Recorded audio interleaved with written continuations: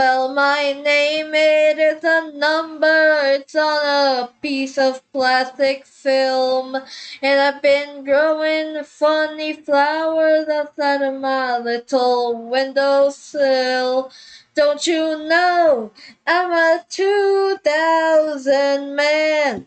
And that was the song 2000 Man by a Kiss, but actually it's a rendition of the Rolling Stones song. So I don't fucking know who the song is from.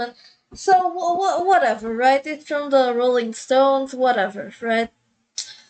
But anyways, I started singing again in this video. I know that that should be a crime that I'm committing right now, but oh well. That song is just so good. That song is just so good. I love it. I love it.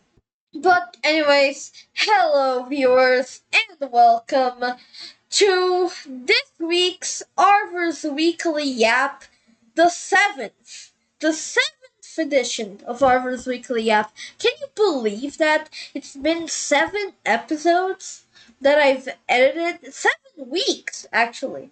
So that's like more than like 2 months. That's crazy. That's actually fucking crazy. I mean, no, not 2 months. That will be at the eighth one. But wow, it is still amazing. 7 episodes. Wow. 8 is actually my favorite number. So soon it will be the eighth one. And hell yeah, and my procrastination continues the same. I didn't really prepare anything until the very last day because I'm sorry. But I kind of forget. I kind of just forget, you know? Like sometimes I remember, but then I'm in the middle of like working on my game, which by the way I am still working on. Uh and then I'm like fuck. And then I'm like and then I forget it. And then I forget it. And then I just spend 2 hours scrolling through Twitter because I have this horrible Twitter addiction. Next episode will probably be an interview. Let's talk about that a little. So, on the intro, right? Just a quick little talk. I am planning to interview someone. Not you, Doy. Not you, Doy. So keep your fucking comments away from here, okay? Okay? Not you, Doy. Not you. But definitely someone. I had an idea. I said in the previous yap that I had an idea. And I was planning to do it today, but the problem is I don't have an interview background.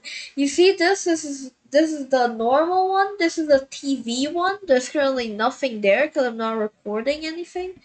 Uh, and and there's no interview one. Now, could it be just this background? It could. It could, but I want to have a little background, and also I don't have any questions.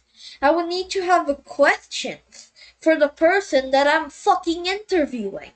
You know, because coming up with questions on the fly would be like so much harder. It would probably be some shit like, oh, what's your favorite color? Oh, what did you eat today? Do you like to sleep or to drink more? Speaking about drinks, what am I drinking right now? I am drinking. Hold on, I'm gonna open this Gatorade. I have waited until I started this episode to open this fucking Gatorade. Hell yeah, I'm opening the Gatorade because I'm drinking it. I'm drinking a fine and nice yellow Gatorade. It's a orange Gatorade, but the color is yellow. It looks orange when I look at it from like the inside of the like little cap opening. It definitely does look orange. It definitely does look darker when I look at it, when I look down at it. But if I look straight at it, it just looks yellow. And holy shit, let me tell you, it tastes good. I remember the first time I drank Gatorade, I was with my dad, and we were just driving in the car, and I asked him, "Hey, can I get this Gatorade thing? I've never really drank it, and I want to drink it." I was like 6. I was like 6 years old, and my dad said, "Yeah, sure." And I picked the grape one. I think that was like almost black, that Gatorade. And guess what it tastes like? It tasted like nothing. It tasted like nothing. It didn't even taste like water. It just tasted like, I don't know. You know how water has no taste? Yeah, that mixture of things was more tasteless than water, which has no taste. Now it could have been just me as a kid having a weird kind of palate where I couldn't really appreciate the fucking cancer sweeteners in Gatorade. Uh, but ever since then, grape has been my least favorite flavor, and that's in everything. That's in everything. It's not that I don't like grape. It's that it's just the least favorite. I mean, I definitely don't like Gatorade, the grape flavor. Uh, but but I do like other flavors, like orange, the one I'm drinking right now. I actually love these sport drinks because they're just like juice, but marketed for sports people. But it's the same thing as just buying juice, as just buying orange juice. But I don't know, I just like sports drinks. I drink Gatorade, I drink Powerade. Is there even Powerade in the US? I don't think there is. I mean, it's owned by Coca-Cola, so there definitely is. Let me search it up. Powerade in the US. Probably go to the TV right here. Okay, great. Powerade is a sports drink manufactured and marketed by the Coca-Cola Company.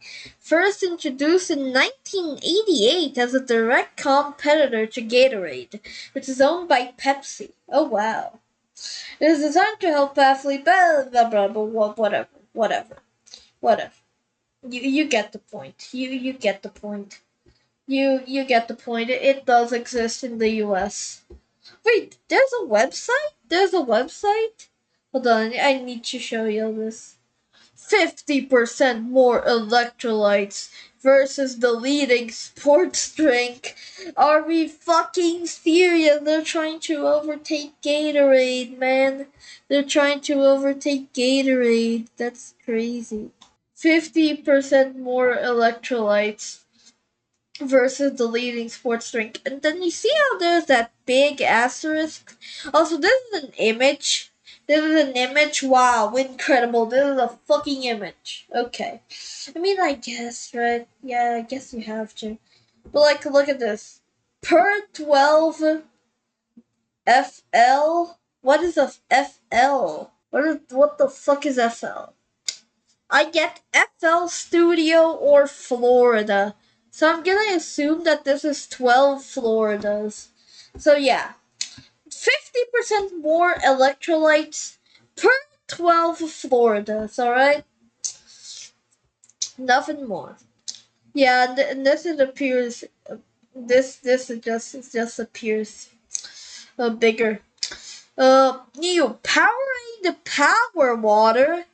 Fucking ew. Fucking ew. Is this just. Are they remarketing grape Gatorade? Man, I don't know, man. Are we fucking serious? They got fucking 2 asterisks. You see this? They got fucking 2 asterisks. They got 2 asterisks. Asterisks. Asterisks. They got 2. They got 2 fucking asterisks. What the fuck? Where can you see that? Where can I see that? Oh my god, per 12 Floridas and per 20 Floridas. Okay. Powerade Mountain Berry Blast. Powerade Zero Mixed Berry. And Powerade Power Water. Powerade Power Water is an electrolyte enhanced, zero sugar flavored water beverage that refines hydration for active lifestyles. With 50% more electrolytes versus the leading electrolyte water beverage, the one I'm drinking right now, yellow Gatorade. By the way, Gatorade, please sponsor me. Actually, ain't fucking Gatorade gonna fucking sponsor me? I'm showing their fucking competitor's website the fucking video, and Powerade's not gonna fucking sponsor me. I'm fucking talking about Gatorade. It has never been so over. It has never been so over, man. I'm so fucked. But oh well. After that slight sidetracking, what else was I gonna mention? I don't even remember. Oh yeah, I just had a shower. I just had a big shower. I mean, not big, but like it was a good shower. I dried my hair, and I feel clean and dandy, baby. My bunny was outside the whole day. Was outside his cage the whole fucking day. Even at night, I was sleeping and he was outside. My mom said, "Oh, okay, let him outside because he must be also pretty he must be also feeling the heat, intense heat, because it's the summer here in Brazil where I live. The heat it truly doesn't leave anyone feeling great. Like I had to sleep in my mom's room today. After she went to work, because she goes to work pretty early. I had to sleep in my mom's room because it's just like less uh hot there. It's way less hot there, and it was a horrible fucking night because of the fucking heat. Holy fucking shit. But anyways, I think it's time, right? I think it's time, really. I think it's time. It's time to move on to our first segment. What's Arvvor up to? And you won't fucking believe this. You won't fucking believe this if I told you. I mean, I have told you before, but I am still working on that game. And almost basically nothing eventful happened in my week except some other stuff, alright? But first, I want to talk about the game, about how I feel proud of it. Like writing code and building, and I'm in a phase where I'm just making NPCs, and like I write code that changes the way they behave and stuff. I feel proud of it. Like I'm a beginner at scripting, like a very beginner. I'm a massive beginner. Like I get the most basic code things wrong because I just don't realize like when to use one equal versus two equals. Yeah, sometimes I mess that up. That is sad. And it's really just because I don't really pay that much attention. I don't really know. I should be paying more attention when I code shit. But even with those hiccups, I still feel proud of the code I make. Because, like, I search shit I don't know on Google, yeah, but it's like every programmer does that, so I don't feel as bad. But, I start creating things that are mine, that I create, like start creating these scripts that are like mine, these pieces of code that I fully wrote, and like it's just so cool to know that, wow, I wrote that, I made that happen. Uh, and it really takes the things to the next level. Like, it's just so cool. It's just so cool the things you can do with code. It's just so amazing.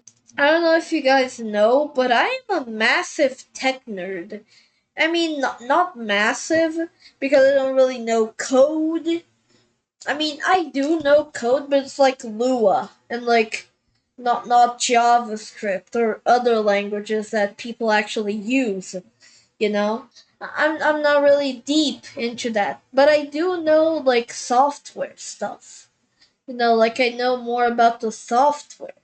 Like I know fun little facts about how shit works.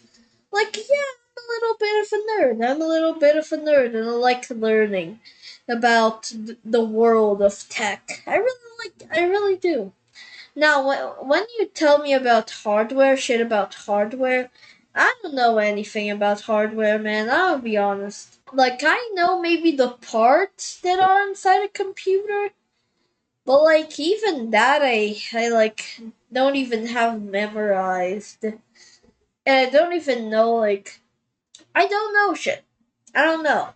I suck at knowing that, at actually looking at the hardware pieces and telling which one's which, or knowing the series of I don't know processors and GPUs and I don't know, well, just like everything, you know.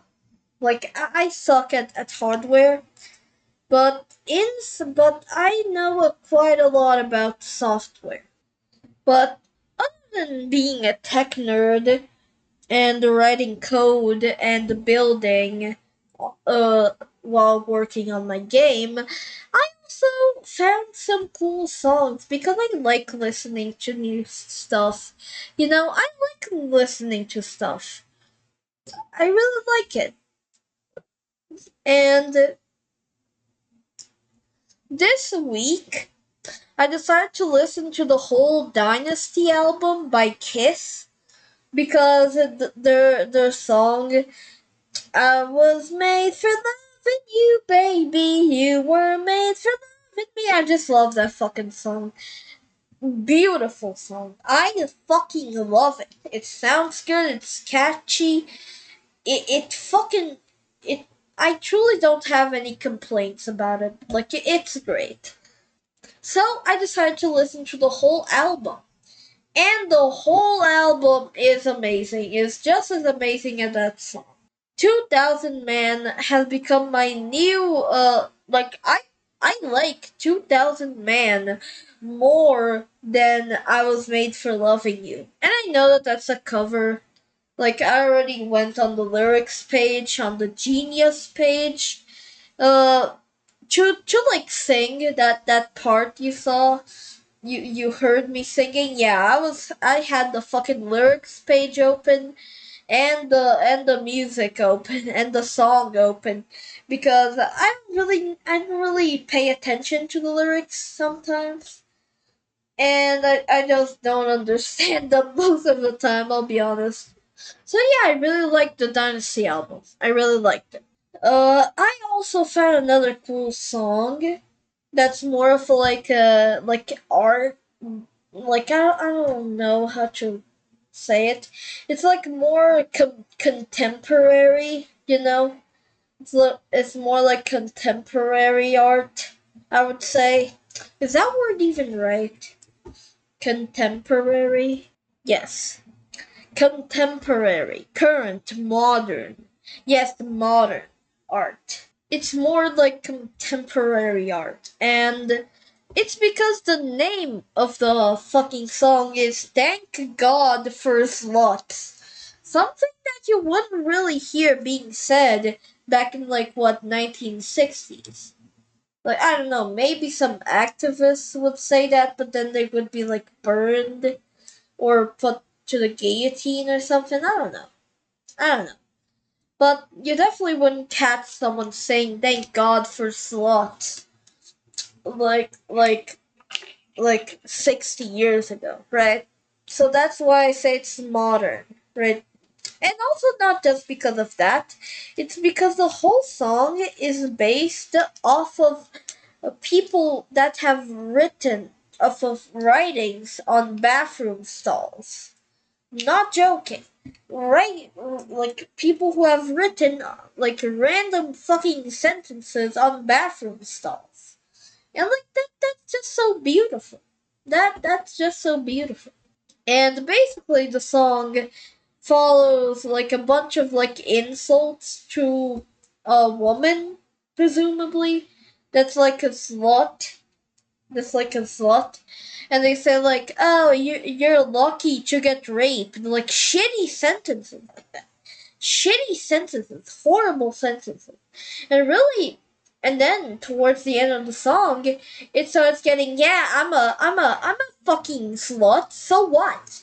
You know, and it's like, oh, and like I feel like it symbolizes how women have gotten like more rights, and they now have the right to basically be who they are. Like, yeah, I'm a slut. So what? I'm a fucking bitch. You know, like, and that's wonderful. That's wonderful. You know, it's a song that basically tells a short story, even if it's even if it's told by writings on bathroom stalls, but it's a story about women accepting themselves, them being like oppressed by society, and just saying "fuck you, society. I am a slut. Fuck you." And also, did I mention that it also sounds good? It sounds good. It sounds really fucking good. It sounds good. Like bratty bitchy cunt. It sounds amazing. It sounds amazing. But I would say like trigger warning if you don't want to hear sentences about rape.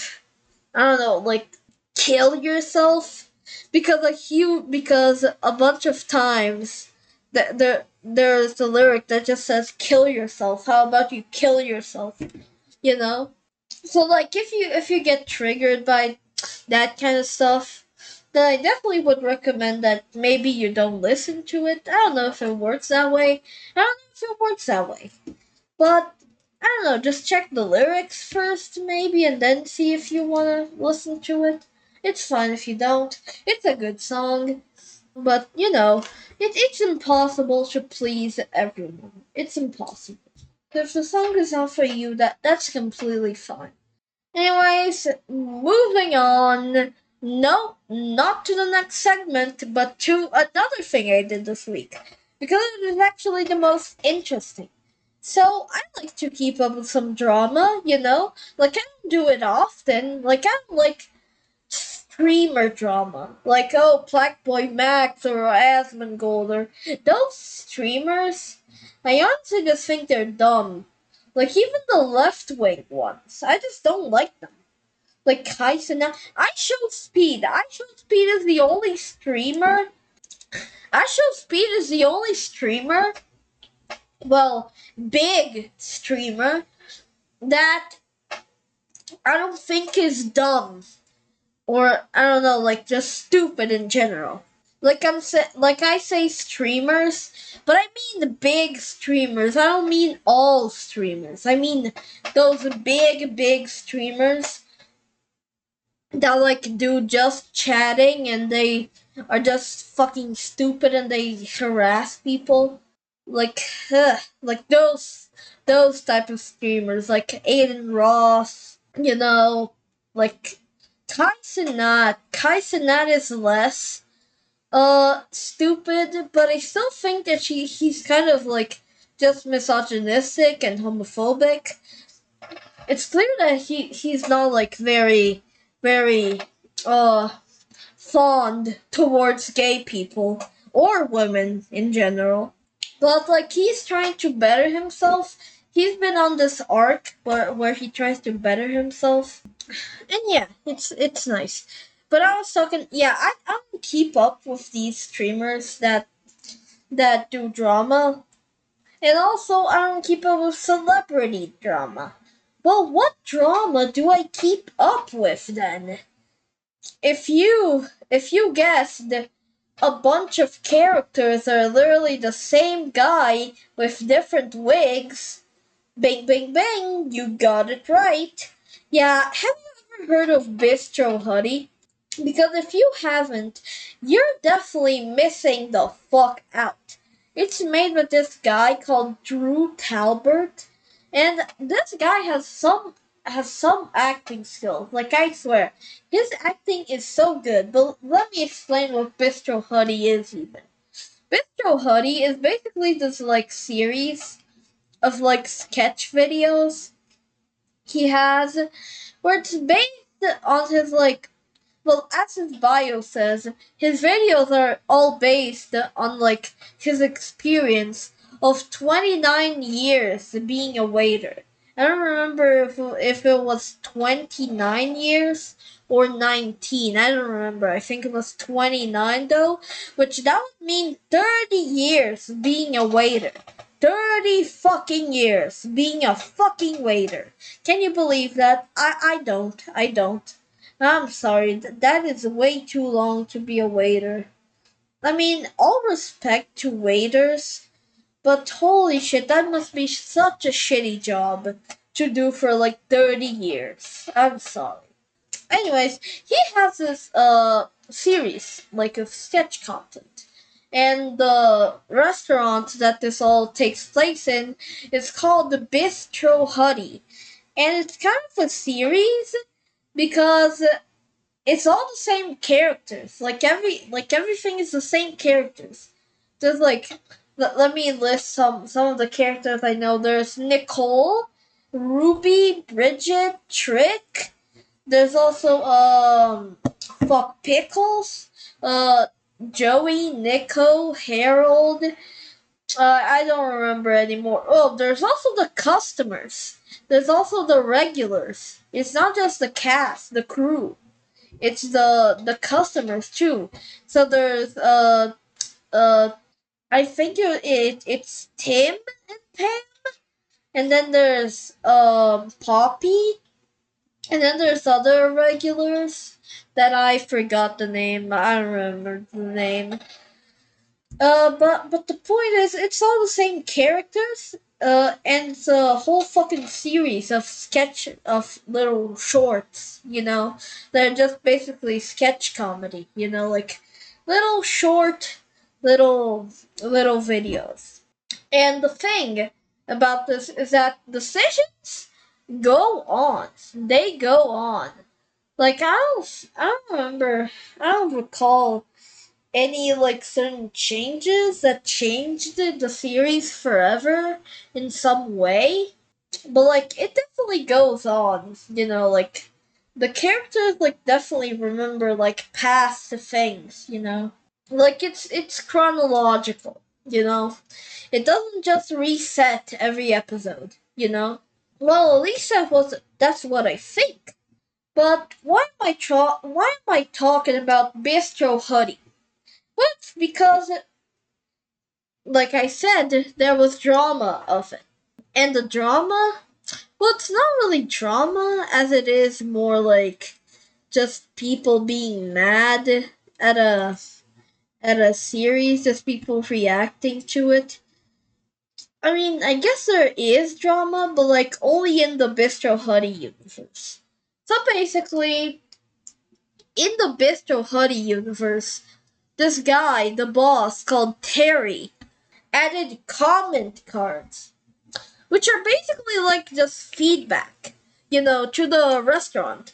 So the customers could give feedback on their servers, on their waiters. And you'd think, okay, but why is he doing that? To fire someone. Now that is very important, right? Now let me give you some context before I tell you what happened. Nicole is basically the best Bistro Huddy character. Like, I'm not even joking. I don't think that even is a hot take. Because she literally is like a like a drama queen. Like, she is not afraid to fucking go on to fucking kill someone. I don't know, like she is just like she does not take any shit from anyone. If you say to her that I don't know that her food that that that that that you didn't like her service, she will go off on you. Like that's who we're talking about. She is almost always not in a good mood. And that's the way that her character works. So she's basically just very iconic. Like incredibly iconic. Like she brings the life to Bistro Huddy, you know. And I don't even know if that's a hot take or not. I don't think it even is a hot take. Because I think that Nicole just carries Bistro Huddy. Because just her energy just lights the fire of rage on, in the fucking restaurant. But anyways, these comment cards, the fucking person that was fired, right, was Nicole. Well, this guy, Harold, pulls her to the side and says, hey, you're gonna get fired. And because Nicole is the way she is, she immediately goes off, storms to the fucking middle of the restaurant, goes straight up to Terry, the boss, the manager, and tells you, you're fucking serious? Are you fucking firing me? What the fuck did I do? Out of everyone, you're firing me? And then Terry, of course, tried to be like, Nicole, can you please talk about this someone private? And someone recorded it, right? Someone recorded the whole interaction where she basically just left. Like, she basically just called her manager a bunch of fucking names and just said, bye, fucking bitches, and just went off. Like, holy shit, that was tense. This one kid, recorded it all and posted it. And then it went viral. And then Terry made a response video. And that was episode 4. That was like part 4 of the episode. Because sometimes like he'll make an episode, like a full episode, but Drew kind of like splits it in two parts. Or like 4 parts, or like 5 parts, however many parts. And the thing is that the last I saw was part 4. So if you want to go to Drew Talbert's channel to maybe see what part 5 is gonna be, then go. Absolutely subscribe to him. But first listen to me yap, please. Seriously, don't leave me. Don't leave me. But anyways, wow, 40 minutes. Well, at least on the recording. And I'm currently only on what's Arvvor up to. That is crazy. Yeah, I'm fucking yapping a lot. But anyways, Arvvor's topic of the week. And this week's topic is why I dislike Christianity. Now, before you go out calling me a fucking religion phobic, a Christ phobic, or whatever the fuck, no, I don't hate Christianity. I dislike it. It's different. So basically, until I was 13, I was Christian. I was fully Christian. Actually, not fully, I would say. Not fully. Because here's the thing, right? I went to like Casa. Hold on. How the fuck do you pronounce it? Catechesis. Catechesis. I gotta learn how to pronounce it. Catechesis. Yeah, catechesis.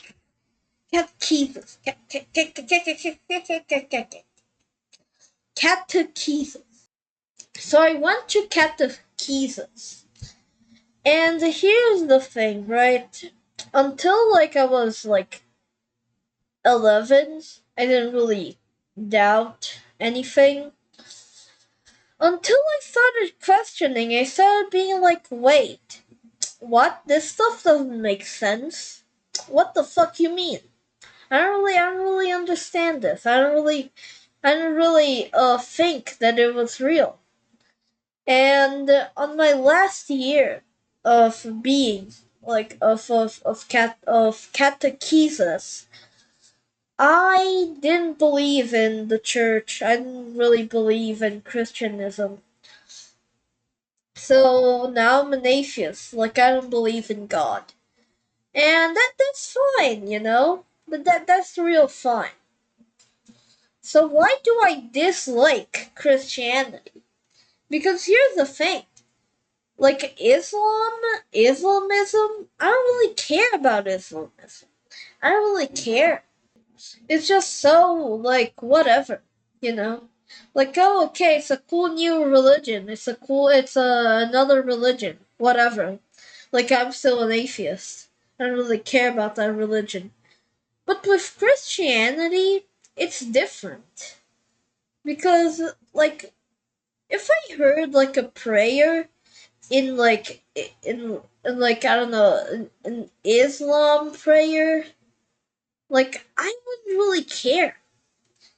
But when I hear a Christian prayer, I'm just like fucking mad. I fucking get mad. I fucking don't like it.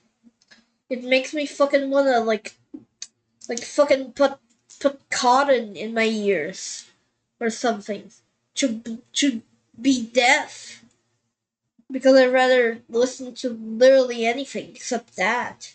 For a long time, I was like, why the fuck was I so annoyed? Why did I not dislike Why did I dislike Christianity? Why was I so annoyed? And I think I figured it out.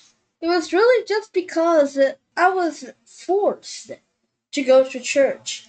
I mean, not forced, but it's like I don't know.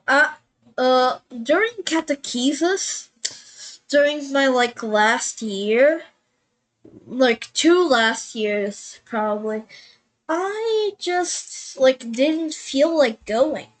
Like it felt like a horrible experience. Like I don't know, it just felt like I was there because I was so far in that giving up now would be like stupid. Would be like a waste of time. You know, like I went to that to catechesis. I studied church like 1 time a week. Like it was 1 hour per week. So I had to fucking walk to church to basically hear a fucking old lady talk about something that I didn't even want to know about, anyways. And I don't know, I feel like that kind of changed something in me. That made me kind of be not as tolerable. And I think especially with the support, with the incredible support that my mom gave me when I said to her that I was an atheist, I became even more intolerant because she just said, "What? You're gonna go to hell? Blah blah blah. You're gonna go to hell." A bunch of random ass things, like Christian things. I don't know. I'm just kind of proud to be atheist, to be an atheist, because I'm an atheist against my mom's wishes, against my grandma's wishes, against basically everyone in my family's wishes. Like a beloved uncle of mine who I really thought that wouldn't say something like that to me said that, oh yeah, atheists, we used to beat them up right to my face, basically saying that they should beat me because I don't believe in God. Like wow, so much for the fucking love each other, you know. Oh yeah, that's such love. And this kind of reaction just made me more intolerant. Just made me more intolerant. I know that not all Christian people are terrible, but it's like holy fucking shit. Every time I hear Christian shit, I don't want to hear it because I don't know. It just gets me like it just gets me angry because I remember back to the fucking incredible support that my family gave me and to the basical like years I had to hide that I was an atheist. And honestly, I don't even know what to say anymore. I just dislike Christianity. I just generally can't watch like a prayer video without being like, fuck this shit. And I wish I could. Because 90% of my country's people are Christians. And only like 10% are like people without a religion. Which also includes atheists, you know? And I don't know, I just feel proud of being atheist, really. I just feel proud of it. And truly nothing a Christian can say will like change my opinion that there is no God. Uh because here's the thing, right? When I started learning, like why did I start questioning the church, Christianism? It was because of school. School taught me science and evolution. And suddenly I was like, wait, this has a way more has a way more logical explanation than the fucking church has. Like yeah, 100%. The universe started from a huge fucking matter ball, that exploded out of heat. And it sounds like weird. It sounds outlandish. It does. But it's way more believable than saying that a god, that someone was there at all times. When did that god exist? Oh, he was always there. Like no, that's not an answer. Time starts somewhere. It has to start somewhere. Because if it didn't, then what's the real year we are in? It wouldn't be calculable. Like the age of the universe. It wouldn't have a calculation because if the universe always existed, if God always existed, then there is fucking no way that the age of the universe would be calculable. Yet it fucking is. Because the Big Bang happened. Because none of this Bible shit existed. The thing that makes me even more believe in that there is no God is that why would God, right? Why would God let all this terrible fucking stuff in the world happen? And I remember on Twitter Christians were making fun of that question, and then we were like, but like, what's the problem? Then they said, oh, it's because God allows free will. Sure, fine. But then how the fuck do you explain 3-year-olds getting cancer? Then they said, oh yeah, God just lets nature work itself out. Yet when someone's in a fucking car crash and their life is saved, you would say, oh yeah, God did that. Why the fuck did this time did he not let the fucking natural did the fucking natural why the fuck did he not take the natural route that fucking time, huh? Is God fucking bipolar? Is God fucking bipolar? Does he like have the bipolar disorder where he's like, nah, I'm gonna keep it as nature wants it to be, the natural route. But then suddenly he thinks, oh shit, I gotta save these people. That's interesting. That's very interesting. They say that there is no proof for a god not existing. And yeah, I agree with that. There is definitely no concrete proof. But like just that makes me makes me like, yeah, there is no God. Makes me like not believe in a God. And yeah, uh, I'm sorry, that was a little more personal, a little more personal. But yeah, just felt like being a little personal on this topic of the week. I didn't mention the religious phase that I had when I was 9 because I kind of felt like it was unimportant. But just know that I did have it where I was like super religious. So that's also a big trigger where because I was like so worried about life and death. That's why I was super religious because I was like so scared of what God would do to me. But I'm not gonna dive into that anymore. Um, just know that I don't like Christianism because but TLDR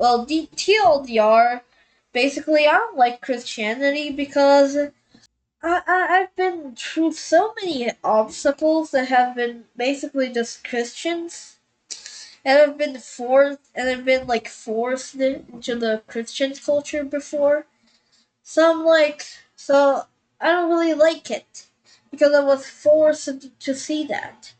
So it kind of pisses me off to see it again, you know, because it brings me bad feelings. Anyways, moving on. Another segment, newspaper time. Yeah, baby, it's back for this episode. Newspaper time is back for this episode. I switch it between newspaper time and Twitter dive all the time. But I don't know. Do you guys prefer newspaper time or Twitter dive? And should I stick with one, or do you guys think that this switcheroo is good and keeps it fresh? I don't know. Might be. But anyways, this is a spicy one. This is a very spicy one. And I've read this one before, so I'm basically gonna like give like a basic rundown of how this goes instead of like reading it. So basically, you've heard about who ICE is recruiting. The truth is far worse. I'm the proof. This went viral on Twitter and I mean basically everywhere. Laura Jadid is already like is basically going viral. Like even the government had to say that this is fake. But no, it isn't fake. She really did get to fucking well. You'll see. What happens when you do minimal screening before hiring agents, arming them, and sending them into the streets? We're all finding out. By Laura Jadid. Yeah, this person has gone so viral that she's like doing interviews for other like news. The plan was never to become an ICE agent. That's important. The plan was never to become an ICE agent. The plan when she went to the ICE Expo was to learn what it was like to apply to be an ICE agent. Who wouldn't be curious, right?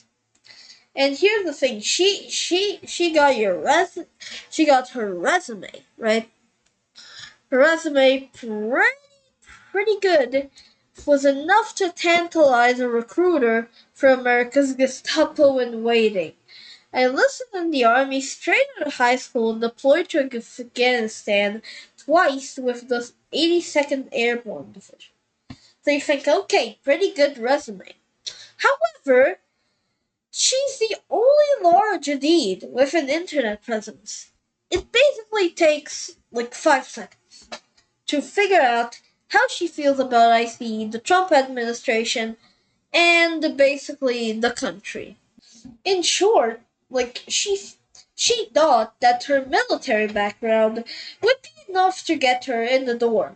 Like for a good look, for a look around ICE, and then she was gonna just get out because they were gonna notice that she was Laura Janine and that she didn't really like ICE at all. And yeah, that would be reasonable, right? Right? But here's the thing. She just answered some questions in the span of like less than 6 minutes. The woman took my resume and placed the form she'd been filling out on top. At the end of her interview, the recruiter mentioned she could talk to a current deportation officer about what the job would be like. And the agent told her that she shouldn't expect to hit the streets right away. Okay. She applied twice, right? And well, she just completely missed the email for the offer. She kept an eye on her inbox for the next few days, but she basically didn't see it. But then on September 3rd, it popped up. Tentative offer. Oh, okay, right? Okay. It was basically just a tentative offer. But to continue on, what she needed to do is log on to USA Jobs and fill out her declaration for federal employment. Then 5 additional days to return the forms attached to the email. And it said as well, if you're declining the position, it is not necessary to complete the items listed below. As I mentioned, I'd missed the email, so I did exactly none of these things. And you'd think that maybe that was the end of all that. If not for an email LabCorp sent 3 weeks later. Thank you for confirming that you wish to continue with the hiring process. She didn't confirm anything, right? That's weird. She literally didn't confirm anything. She did nothing. She was basically declining the offer. And then it said, please complete your required pre-employment drug test.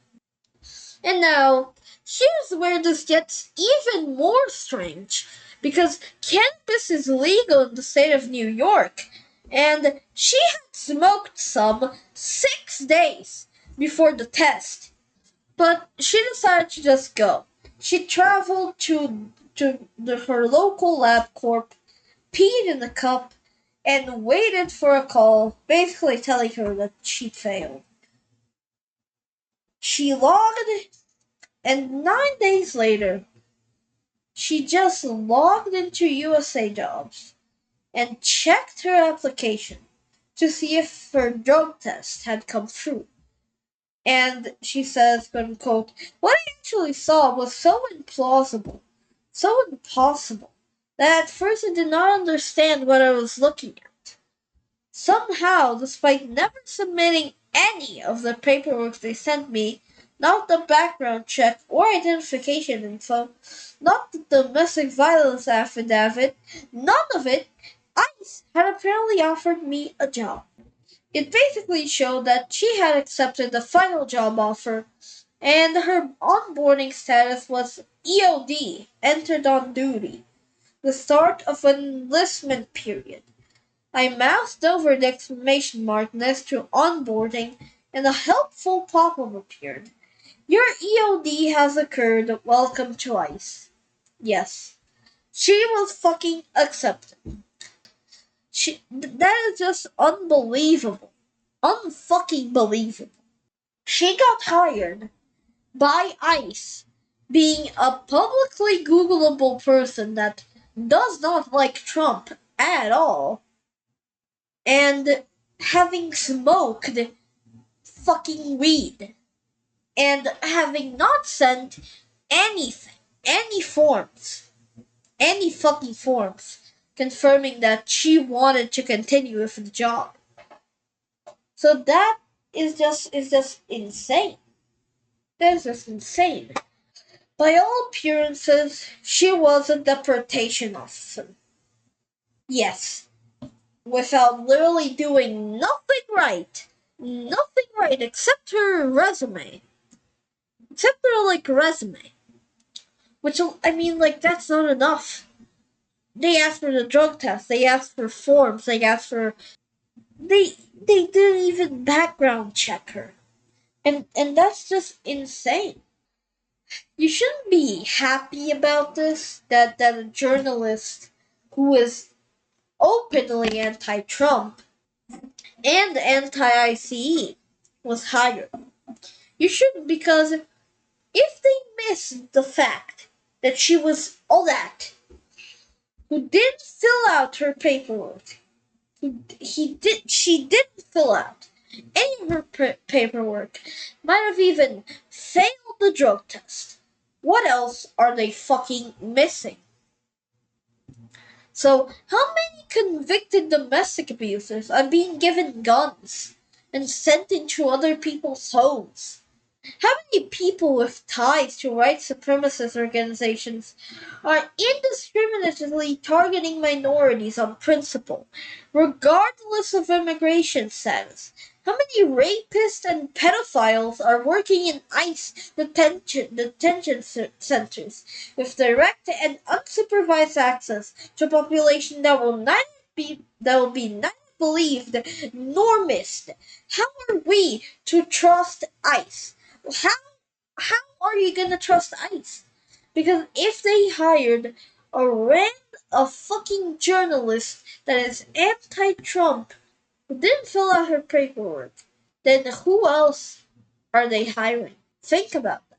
Because what if instead of a journalist, it was, I don't know, a rapist, a pedophile, a sex offender, a fucking, a fucking killer, fucking robber. How are you gonna know who ICE is hiring? How are you gonna know that? Who is ICE hiring to have a gun and shoot people out there? Who is ICE hiring? Anyways, that is the end. Anyways, I'm gonna leave this beautiful article with a phrase from Laura Jadid herself, a Minneapolis pastor who protested ICE by chanting, "We are not afraid," was detained at gunpoint by an agent who reportedly asked him, "Are you afraid now?" "I am. We all should be." And I agree with that. I agree with that.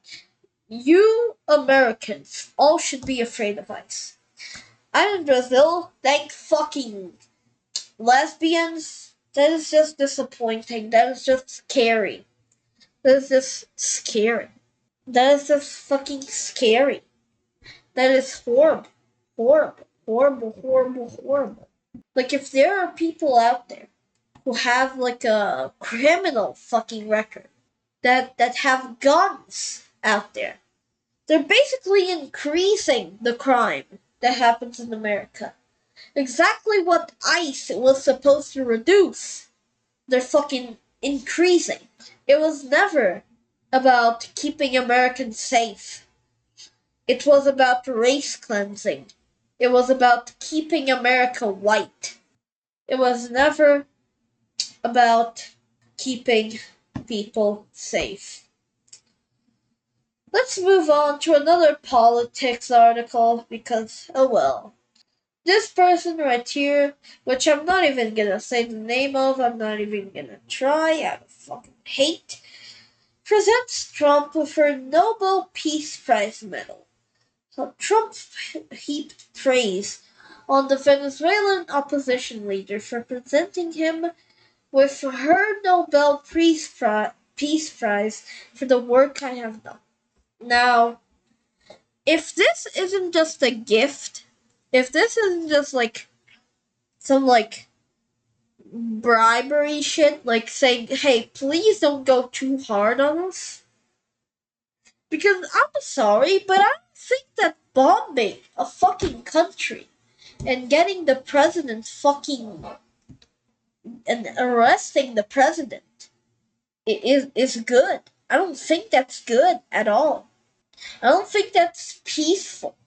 That's not peace. That's just a war. You're like you're like doing a reportedly good with bad. And also, of course, he didn't do this for the people of Venezuela. He did this because of the oil. And honestly, what I think is that this person is just scared. It's like saying, please don't go too hard on us, Trump. Please don't go too hard on us. Please, please. And yeah, indeed, giving Trump the Nobel Peace Prize medal is absurd, say the Norwegian politician, because it is. Because it is. This is a guy that is trying to take Greenland without the fucking consent of Greenland. He is trying to take Greenland because he just wants to. And like, my god. This person, this fucking idiot. The idiot in white, not the idiot in blue. This fucking idiot is just saying, hey, yeah, good, please don't go too hard on us. Please don't go too hard on us. Like, take, like, just half of the oil supply, please, Mr. President, please. And it's obvious that the president is gonna be someone that, like, is just gonna extract the oil and just give it in Mr. Trump's hands and say, here it is, Mr. Trumpy. I love you so much. Here's our fucking oil that we have kept from you for so long.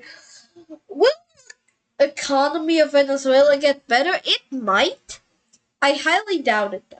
I had some Venezuelan friends. I mean, not friends, they were friends with my mom. There was a whole family. And they just moved to Venezuela because they think it's all gonna be alright. But it's clearly not going to be alright. Like, I don't know what they think, but Trump is not here to do good. Trump is not in Venezuela to do good. Trust me. Like, the next guy that he picks will probably be just as much of a dictator as Nicolas Maduro. Like, there is no fucking way he wants to, he wants to give democracy back to Venezuela. No, he doesn't. He fucking doesn't. He fucking doesn't. He's gonna add another dictator. He's gonna fucking take another dictator. He's gonna add another dictator to Venezuela.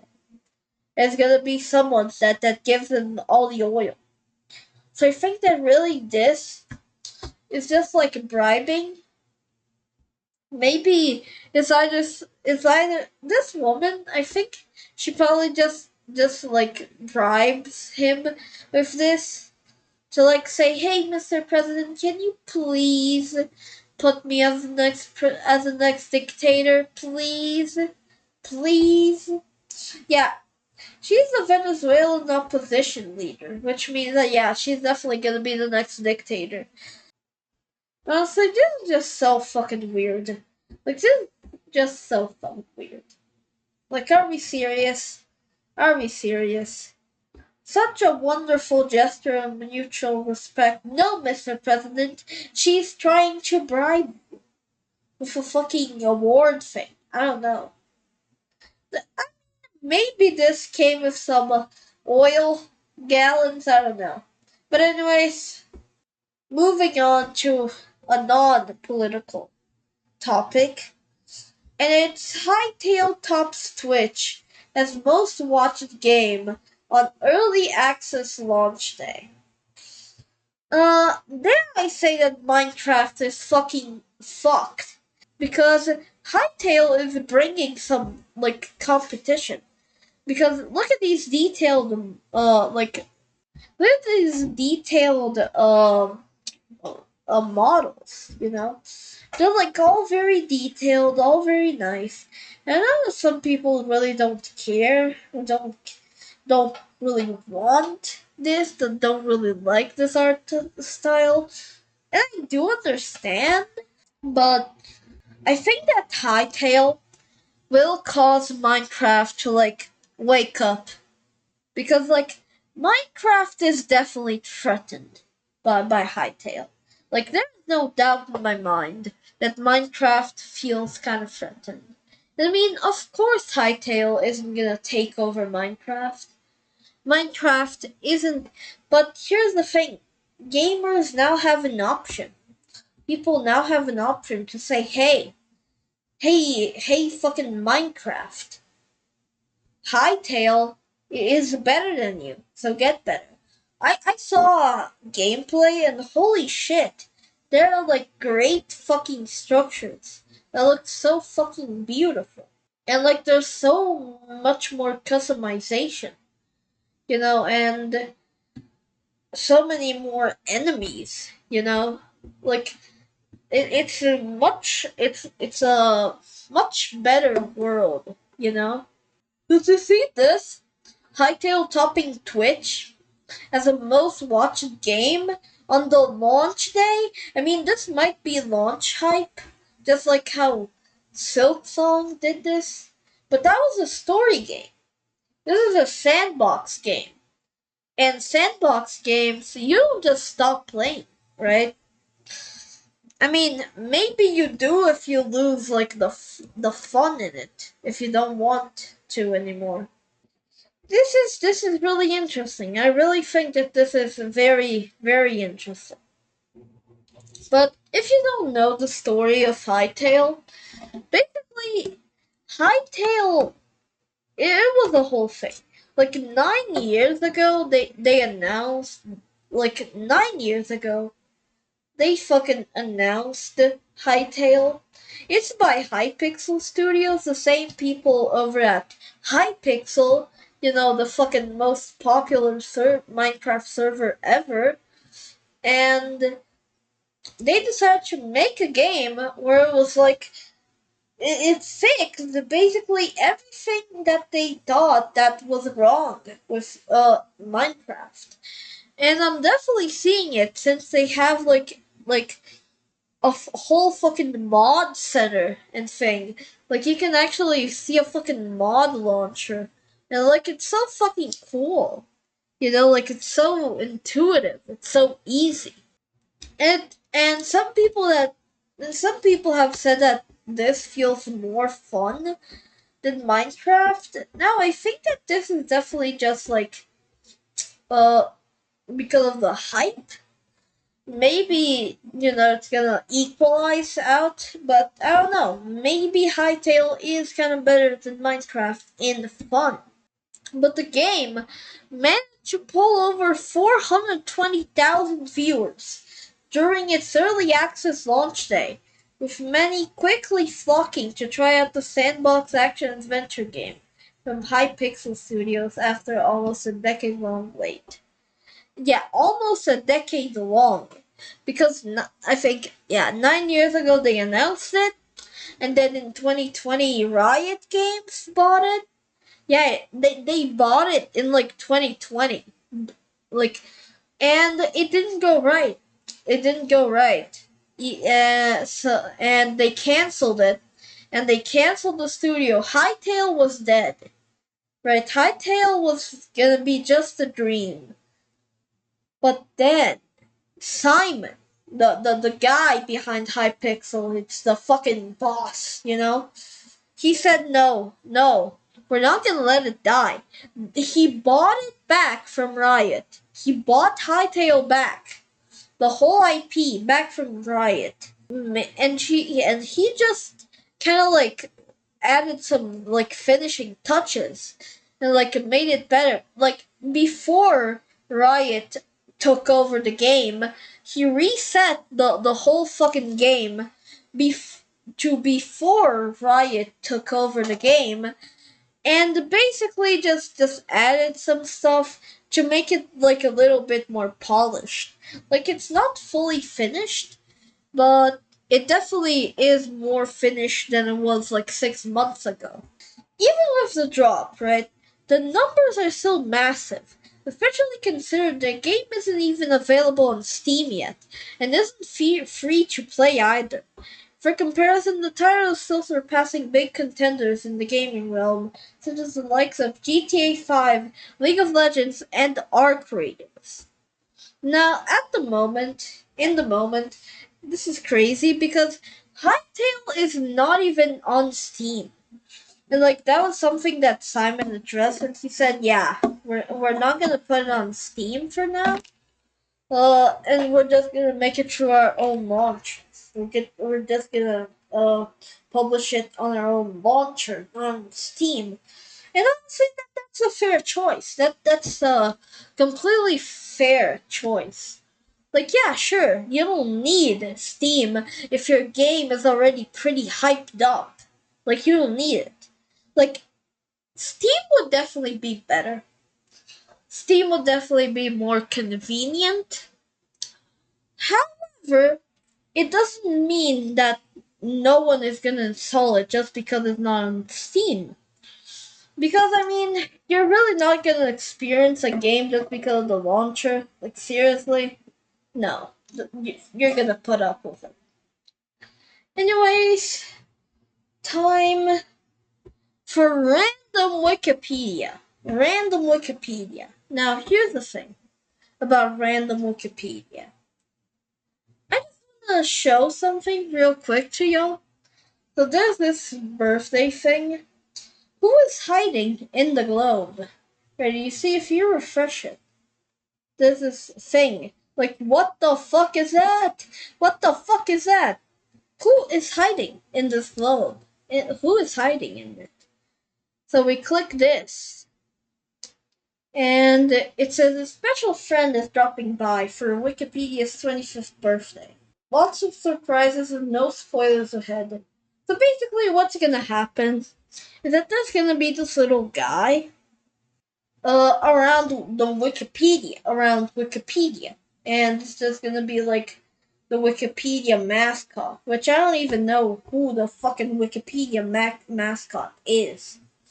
But here's the thing, right? Even though I wish we could enjoy it, it's only available in these languages. And none of them are English. Even though English has like the most articles.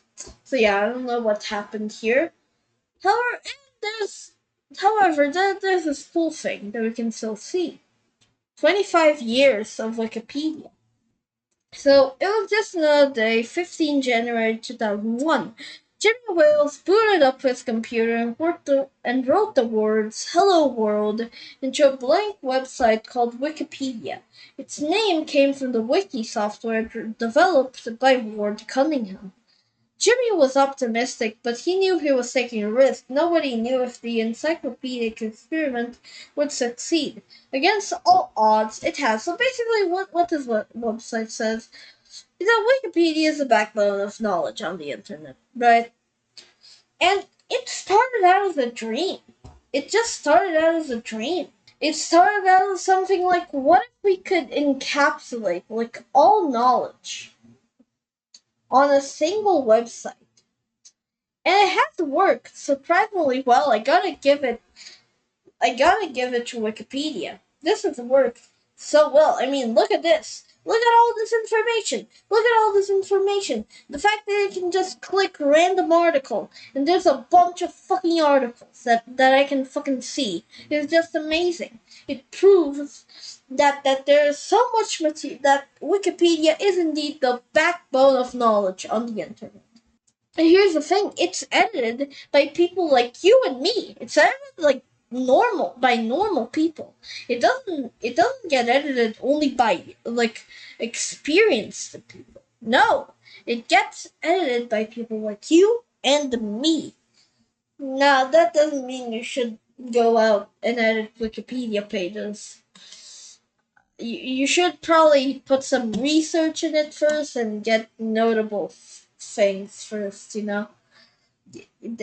It's quite strict, but if you really want to edit, you can find out how to. The world is changing. In a world where paywalls and advertising have become the norm, Wikipedia's free, reliable knowledge that anyone can access, share, and create is more valuable than ever. It remains one of the most visited websites in the world. Wikipedia is a blessing to the internet. Like, what would you do without Wikipedia? Think about that. What would you do without Wikipedia? Because, like, imagine if there wasn't such a website that has all this fucking knowledge. It has all this. Look at this! It has a fucking train disaster here. I don't fucking know about this. It has fucking deaths here. David Webb. I don't know this person. I don't fucking know this person. This is a Hong Kong activist. And he died sadly. But like they have his Wikipedia page there and I don't even know him. I don't even know who the fuck the dude is. And look at this. I like this. Look at the original look. Look at the original look of Wikipedia. Like that's so cool. Monobook in 2005. That's retro. Like that's really retro. Like look at this. In 2001, this was how it looked like. It looks almost like Grokpedia. Not gonna lie. It looked like Grokpedia if it had, but retro, you know? Because Grokpedia is really just simple. But here's the thing, Grokpedia sucks. Grokpedia fucking sucks. And then there's the Monobook in 2005. So that's cool, right? That was Wikipedia in 2005. Look at this. Look at how it was in 2010. More similar to how it is today.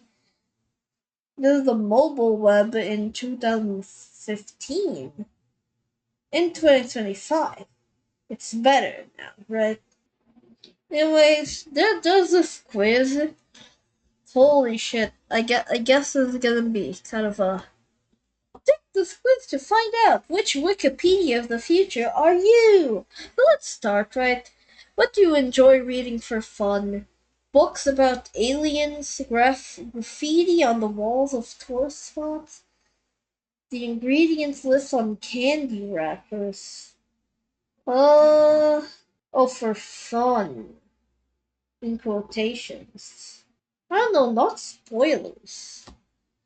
I would say, like, maybe books, let's say. How many celebrities with Wikipedia articles can you name in 1 minute? Taylor Swift, Justin Bieber, um, Taylor Swift, Justin Bieber, fuck. Travis Kelsey, definitely has a Wikipedia article, right? Gotta search on Wikipedia. Gotta search him on Wikipedia. Travis Kelsey. Yes. Taylor Swift. Yes.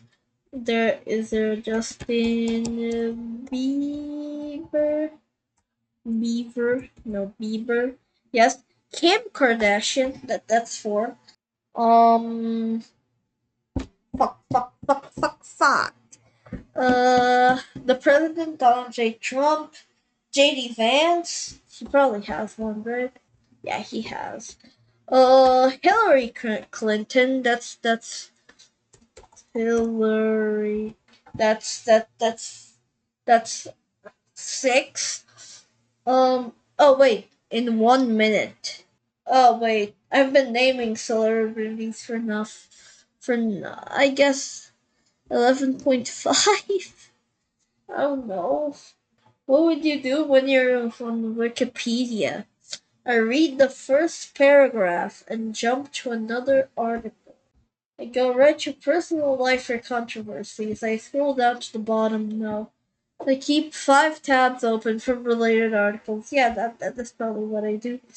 Which Wikipedia lists is worthy of the Wikipedia Hall of Fame? Let's see. List of films featuring giant monsters. Not really. List of inventors killed by their own invention. That's good. List of lists of lists. Okay. List of dates predicted for apocalyptic events. I think inventor is killed by their own invention. That's good. What is your preferred way to use Wikipedia? On the fucking on the desktop. Desktop. We're getting somewhere. Just a few more questions. If you were a Wikipedia article, which article would you be? Uh, I'm the wild card article, I guess. Which of the following will be a fucking shit? I'm ready for quantum physics to figure out teleportation. Hell no, that will fucking just remake me. I don't wanna. No, use no. I'm just asking for some reliable transit. Yeah, for real. Which trend are you most hoping will make a comeback in the next 25 years? Hmm, I would say flip phones. Like that's cool. Cool. I would say LOL. Last question, and you will be able to see your Wikipedia future. What color was the dress? Oh, the dress. Definitely white and gold. Wikipedia of the future, the consensus-driven collaborator. That's cool. I'm not downloading that. I'm not fucking downloading it. Welcome to the null age. But yeah, okay. That's a nice quiz, I guess. So let's start. Let's click random article and find out. Oh fuck! The Heritage Council of Western Australia. Okay, that's an article, I guess. That is an article from Australia, and this article is so obscure that it doesn't even have like a picture or anything.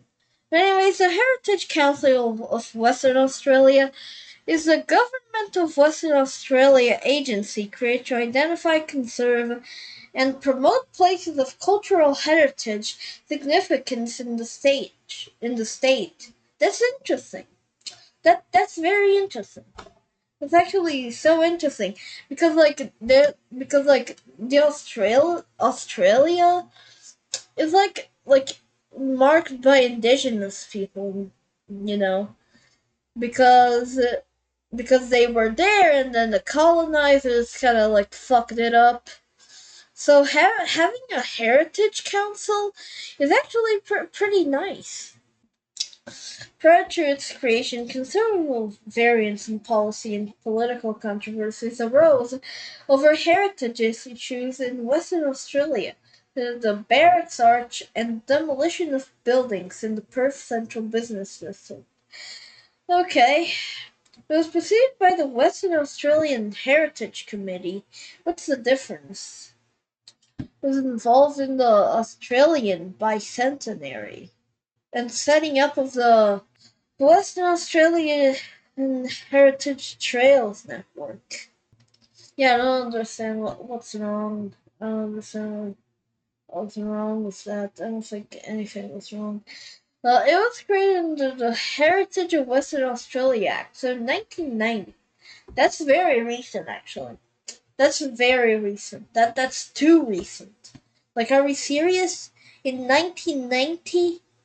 I don't know why. I don't know why they switched it up to Western Australian Heritage Committee to Heritage of Western Australia. I don't know. I don't know why. But whatever.